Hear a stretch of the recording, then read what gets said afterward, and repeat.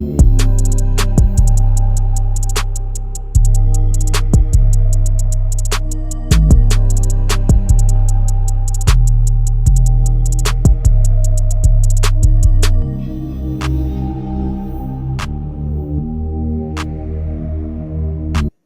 back to the Team to Beat Miami Heat podcast, your one-stop shop for daily Miami Heat content. My name is Amir. This is the post-game show. The Miami Heat beat the Brooklyn Nets 110-95 at the Barclays Center. And this was kind of a boring game. I mean, a win's a win. It's important that this Miami Heat team pulled out a victory. They're now back to 500 again, and they're staying afloat somehow amongst this Jimmy Butler drama. Jimmy Butler missed now 9 games due to suspension. So that was his second game missed for his second suspension. And Jimmy Butler will be reinstated and back with the Miami Heat, I believe, on Monday against the Orlando Magic. Is he going to start? I don't know. Is he going to be on the bench?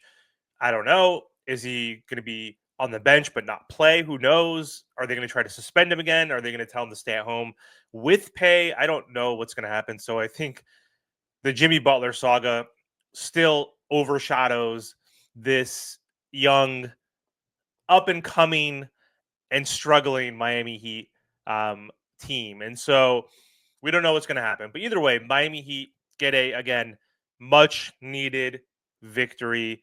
And it was an expected victory, but it was still a hard-fought game, which is what you would expect with a young and up-and-coming team. But again, no excuse when you still have Tyler Herro, who is potentially going to make his first All-Star bid and deserves to be an All-Star. You have Bam Adebayo, a 2-time or 3-time All-Star on this roster. And, I mean, you're healthy outside of having Jimmy Butler. So you still have other pieces around Bam and Tyler, while the Nets had Cam Thomas and Cam Johnson out and were shorthanded. They have the 6th worst record in the league. They are tanking on purpose. They're in the Cooper flag sweepstakes. They are not trying to win games. Obviously, they're not trying to lose games directly, but when you don't have either of your Cams, your 2 best players, Ben Simmons was out too, whatever, he's washed, but decent off the bench, as their point forward.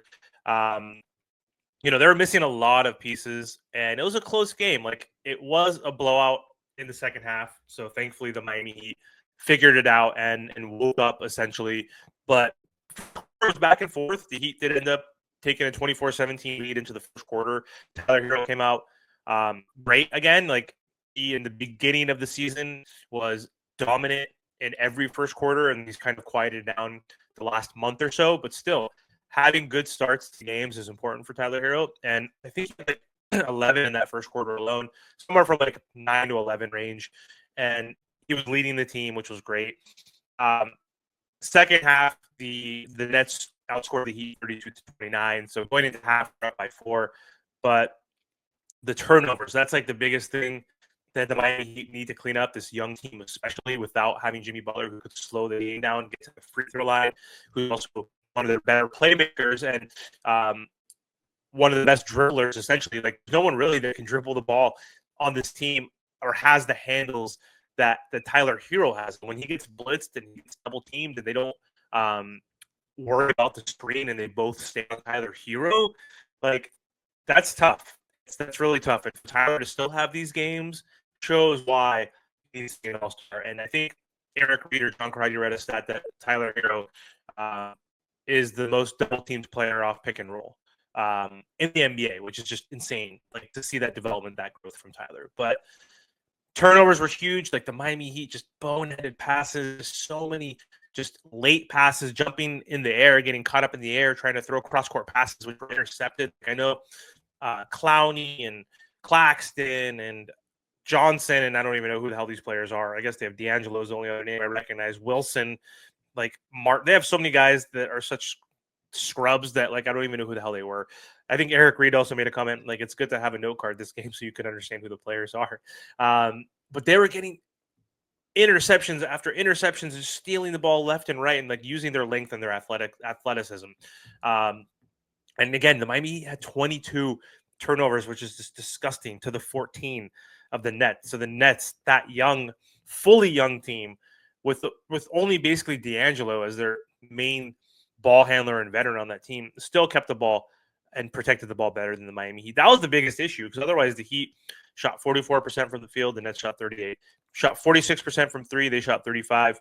But the key was we shot 13 out of 28. The last time we played against the Bucks, we shot like, I don't even know what it was, but something out of 51. We shot 51 threes. So we cut that in half to become more efficient, to take essentially easier shots, which was great. Free throw line, 96%, 20 free through 24. That was great. The 22 turnovers killed us. That's what kept them in the game until the third quarter, is when the Heat started to pull away towards the end of the third quarter. And then they were cruising pretty much in the fourth. Rebounding battle. I've mentioned this in past videos, and everybody knows this as a Heat fan. You win the rebounding battle, you most likely win the game. So they won the rebounding battle 51-35. But because of turnovers, we shot 79 field goals to their 80. They still shot more field goals because of their turnovers, right? Or our turnovers. And that led to, opportunities for them, points off turnovers, which kept them in the game again until the third quarter. And then we finally were able to put them away for good. So this game, not impressed. Honestly, wasn't impressed with Bam Adebayo until that fourth quarter. And in that second half, like in that first half, again, very quiet, and took like 6 field goal attempts, and he was like, or he had like, I don't know if he was 3 for 10 at halftime or in the third quarter, but at one point shooting 30%. He had like 6 points and was 3 for 10 from the field. Like, wasn't looking great. Like rebounding, he was doing fine. Defense was fine, I guess, but he still had a good stat line and good box score, but just the impact should have been more against a horrible team against the Nets. So he still finished out with 17 points, 16 boards, which was great, 4 assists, 6 for 13 from the field. So he did pick it up after starting off 3 for 10. 1 for 1 from 3, 4 for 4 from the line. 1 block, 4 turnovers, though, which is not great. Herro, again, played amazing. And again, we go as far as Herro takes us now, right? Like without Tyler Herro, this team is cooked. So, which is insane to say. But 25 points, 1 rebound, 8 assists, super efficient again, 8 for 14 from the field, 3 for 6 from 3, 6 for 6 from the line, 2 steals, but he had 5 turnovers, and he got caught up in the air and had some bad passes. He needs to take care of the ball better as well. Duncan Robinson, solid. Didn't shoot the best from 3, but 15 points, 7 rebounds, 5 for 11 from the field, 3 for 9 from 3. He had 1 steal. He also had 3 turnovers. Kalower, quiet game. He had 3 consecutive games with 20 and 10. But he's a rookie. He fell back to earth a little bit, but still 23 minutes, 7 points, 6 rebounds, 3 for 11 from the field. Ouch. One of his worst shooting percentage nights ever, but 2 blocks and 3 steals. So he was still rebounding and, playing defense decently well against Clowney and Claxton. So kudos to him. Off the bench, there's basically 3 players played. Pelle Larsson played 5 minutes, did nothing. But Jovic, man, Nikola Jovic, I love Nico. He looked great. He had one of the worst defensive games against the Milwaukee Bucks, and he got cooked by Giannis and Portis. And he stepped up. He turned it around. He had a 2-way game, and he is just developing. He's going to have inconsistent games, of course. Obviously, he's a third-year player, 21 years old. His first year, he only played 15 games. Second year, played like 40 games. Like, come on. Like, he's played like 90 games, 1 full season basically of basketball in his 3 seasons at 21. So of course there's going to be growing pains. He is developing. He's getting confidence. He's playing that point forward position, which is way more suited for him than catch and shoot or playing off ball like he did when he started at the 4 earlier in the year. But he's looking good, man. 17 points, 6 rebounds, 4 assists, 5 for 7 from the field, 3 for 4 from 3, 4 for 4 from the line, 2 blocks, 2 steals. He did have 4 turnovers, which he needs to clean up. But Nico is improving. He's young, and I love the connection between him and Kel'el Ware, and I want to see that develop and grow. Terry Rozier had a game, 30 minutes still off the bench, which is insane. But hey, he was efficient for once. 16 points, 8 rebounds, 2 assists, 6 for 13, 2 for 5 from 3, 2 for 2 from the line, 2 turnovers. So not a bad game for Scary Terry. Let's see if he can build on that. Jaime Jaquez continues to not really impress, man. Like, 26 minutes, he was fine. 9 points, 5 rebounds, 3 assists, 2 for 7 from the field. He got to the line 5 times, hit all 5.